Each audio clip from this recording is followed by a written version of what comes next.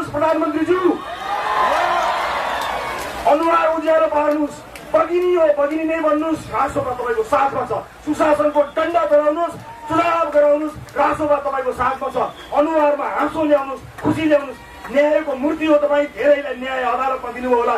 देशलाई न्याय गर्ने ठाउँमा आउनुभएको छ, खुट्टा रत्तीभन्दा कमाउनु। एक बारको दुनियो धेरै भयो, तपाईँ नखुजाने त उनी मुलुकको भविष्यलाई सोचेर हामीले हाम्रा क्रियाकलापहरू अगाडि बढाउनु पर्नेछ। भत्केका संरचनाहरू बनाउनु पर्नेछ। टुटेका सपनाहरूलाई हामीले सास आवाज दिनुपर्नेछ। त्यसैले हामी त्यसैका लागि तयार भएर बसेका छौँ। म आज यहाँ छु, भोलि म कहाँ हुन्छु मलाई थाहा छैन। पुरानाले दुःख दिए, आशा छ नयाँहरूले दुःख दिने छैनन्।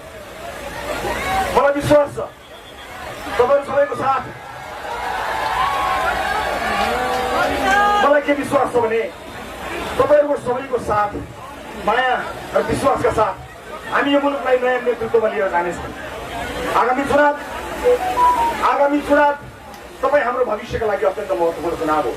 त्यसकारणले सरकारलाई सुशासनको डन्डा चलाउँदै समयमा निर्वाचन गर्नको निमित्त हाम्रो साथ रहेको कुरा म 24 कोटिबाट बताउन चाहन्छु। लघु कारागारको जेलमा बसेर कहिलेकाहीँ टेलिभिजन हेर्थेँ। मैले आज पनि प्रधानमन्त्रीको जीको अनुहार अँध्यारो देखेको छु।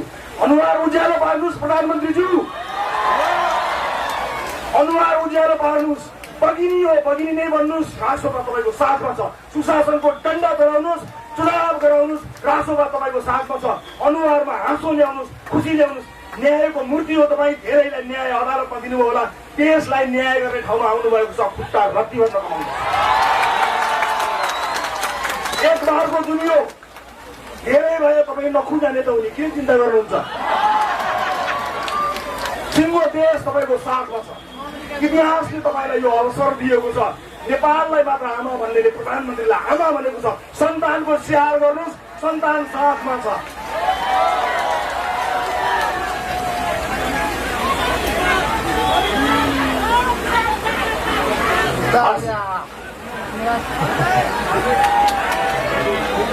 अब योभन्दा धेरै बोल्यो भने फेरि अर्को मुद्दा लाग्ला।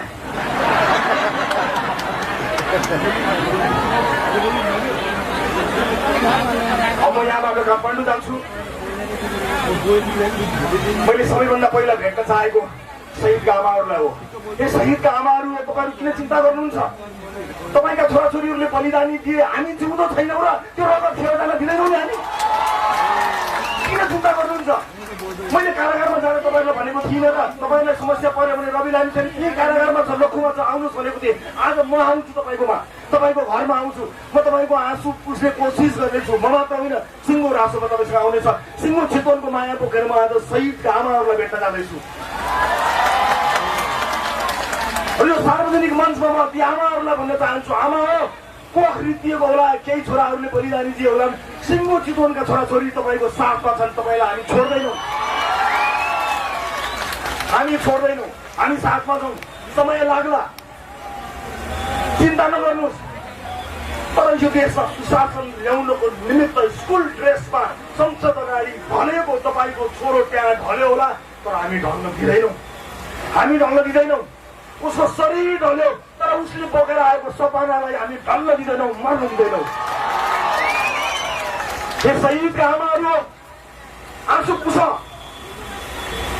पुछ, छाती डरो पार, मुटु डरो पार, नडराउ, शिर ठाडो पार। एउटा छोरो ढल्यो होला, लाखौँ छोराहरू त्यसै छन्, नडराउ। ए शहीदका आमाहरू, यो देशको सपना पुरा गर्नको निमित्त तिम्रो छोरोले तिम्रो छोरीले दिएको बलिदानीको एक अंश पनि खेर हुँदैन। डर राख, किनकि त्यही परिवर्तन गर्नको निमित्त भएर मानिसहरू जागेका हुन्। मैले 24 गतेको कुराकानी गरेँ होला, केही घुसपठियाहरू पैसाहरू आयो होला। अघिल्लो दिन ताकी गोली थालेका मानिसहरूलाई देखेर आक्रोशित जनताले घरबाट विद्रोह गरेका हुन्। जनताले गरेको विद्रोह हो, त्यो विद्रोह सामान्य होइन। त्यो विद्रोहलाई कतै कुनामा बसेर चिस्काउने चलाउने आँट नगर है।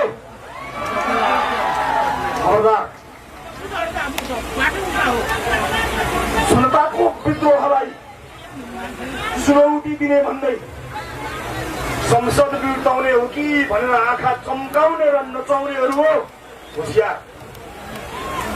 शहीदको रगत अझै सुकेको छैन, शहीदकी आमाको आँसु अझै ओभानो भएको छैन। खबरदार, धेरै आँखा नचम्काउनु होला। हाम्रो दाजुभाइ दिदीबहिनीहरू, अब सायद हाम्रो भेट निर्वाचनमा हुन्छ होला, त्यसभन्दा अगाडि पनि यहाँहरू समक्ष आउने म कोसिस गर्नेछु। त्यो बेलामा ज्यान गुमाउनु हुनेप्रति म हार्दिक श्रद्धाञ्जली अर्पण गर्न चाहन्छु। परिवारप्रति मेरो गहिरो संवेदना छ। घाइते साथीहरू, तिमीहरूको शरीरभित्र अहिले पनि गोलीका छर्राहरू छन् होला, चिन्ता नगर्नु। गोलीको छर्रा तिमीहरूको शरीरभित्र भए तापनि सिङ्गो त्यसलाई दुखेको छ, चिन्ता नगर।